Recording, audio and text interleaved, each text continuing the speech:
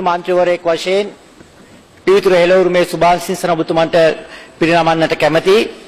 ඔබතුමා අද මේ පාර්ලිමේන්තුවේ කතානායක ධූරයට පත් වුණේ නිතරංගේ. විපක්ෂයෙන් අපේක්ෂකෙක් ඉදිරිපත් නොකරන්නේ හුදෙක්ම ජයග්‍රහණය නොයක නිසාම නෙවෙයි. විපක්ෂයෙන් කතානායක තනතුරට අපේක්ෂකයන් ඉදිරිපත් කරන්නේ හුදෙක් ජයග්‍රහණයක් ලබන්නව නෙවෙයි. යෝජිත අපේක්ෂකයන්ට විරෝධය පළ කරන්න. මේ සභාවේ නිතරගෙන් ඔබතුමා පත් වෙන්නේ ඔබතුමා පිළිබඳ මේ සමස්ත සභාවටම තියෙන විශ්වාසය සහ ගෞරවයේ ප්‍රතිමූර්තියක් විදියටයි.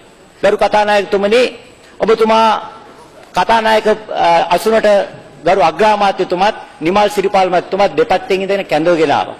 මේ සම්ප්‍රදාය එංගලන්තේ බිහි වුණේ එංගලන්ත පාර්ලිමේන්තුවේ කතානායක ධූරයට පත්වන තැනැත්තාට රජතුමාට පාර්ලිමේන්තුවේ තීන්දුව දැනුම් දීමට ගිය බොහෝ අවස්ථාවල රජතුමාගේ කෝපයට ලක්වීමට සිද්ධ වුණා. ඒ නිසාම කතානායක ධූරේ බාර ගන්න එංගලන්ත පාර්ලිමේන්තුවේ මන්ත්‍රීවරුන් මැලිකමක් දැක්වුවා. ඒ නිසා තමයි යෝජන ස්ථීර කරන මන්ත්‍රීවරුන්ට කතානායකවරයා අද්දකින් අල්ලගෙන ගොස් කතානායක අසුන වාඩි කරන්න සිද්ධ වුණේ. ඒ නිසා ගරු කතානායකතුමනි, මේ ගරු සභාවේ තීන්දුව తీරන මේ ගරු සභාවේ ගෞරවය සහ අයිතීන් ආරක්ෂා කිරීමට ගොස් ඔබතුමාට රාජ්‍ය නායකයාගේ කෝපයට ලක් නොවේවා කියලා ප්‍රාර්ථනා කරන අතරම එවැනි කාරණා නිසා ඔබතුමා මේ සභාවේ ගෞරවය සහ අයිතීන් රැකීමට පැකිලීමක් සිදු නොවේවා කියලාත් අපි ප්‍රාර්ථනා කරනවා. ගරු කතානායකතුමනි, මේ පාර්ලිමේන්තුව අතිශයම තීරණාත්මකයි. අපි දන්නවා මෙම සභාවේ අද මන්ත්‍රීවරයෙක් වශයෙන් සිටින ගරු මහින්ද රාජපක්ෂ මැතිතුමාට පින් සිද්ධ වෙන්න සමස්ත ජාතියේම සාමූහික උත්සාහයක් වශයෙන් අපිට පුළුවන් වුණා කොටි ත්‍රස්තවාදයේ පරාජය කරන්න. ආයුධ අතරගත් බෙදුම්වාදීන් රටේ බිම් කොටසක් අත්පත් කරගෙන ඉඳිද්දී අපිට පුළුවන් ආයුධ බලය යොදාගෙන නැවතේ බිම් කොටස අත්පත් කරගන්න. 2009 වර්ෂයේ අපි ජයග්‍රහණය සමාප්ත කරේ කොටසයි.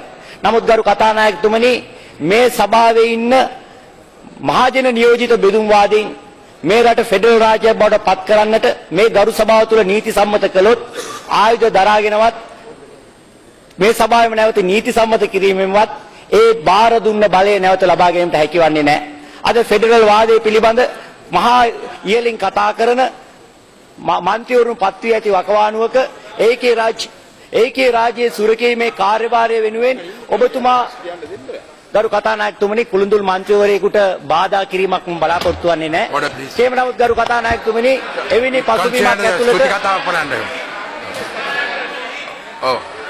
දැන් මන්ත්‍රීවරයාට අවියාවිත ගන්න කතා කරන්න බෑ.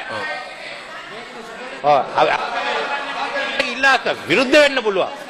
ඒ කරුණා කළා අවියාවිත ගන්න කතා කරන්න බෑ. මේ අවස්ථාවේදී සීමා කරන්න. ගරුණා කතානායක මම සඳහන් කළේ අවියාවිත දරපු අය භූමියේ බලෙන් අත්පත් කරගත් අවස්ථාවක අපිට භූමිය ආයුධ බලයෙන් නිදහස් කරන්න පුළුවන් වුණා. ගරු කතානායකතුමනි, නීති සම්මතයෙන් බලය කතානායකතුමනි, ඒ නිසා ගරු කතානායකතුමනි, ඔබතුමා මේ සභාවේ නායකත්වයේ දරන සමයේදී මේ පළ අපි ගරු අගමැතිතුමා අපි නෑ point of order.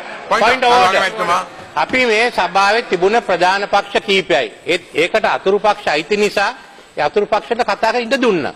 ඒත් අපි ඇත්ත වශයෙන්ම මේ රටේ ව්‍යවස්ථාවන්ව කතා කරන්න අවියාවුද ගන්න කතා මෙතෙන්ට ගේන්න එපා මන්ත්‍රීතුමා. අපි ඒක ඉඩ දෙන්නේ නැහැ.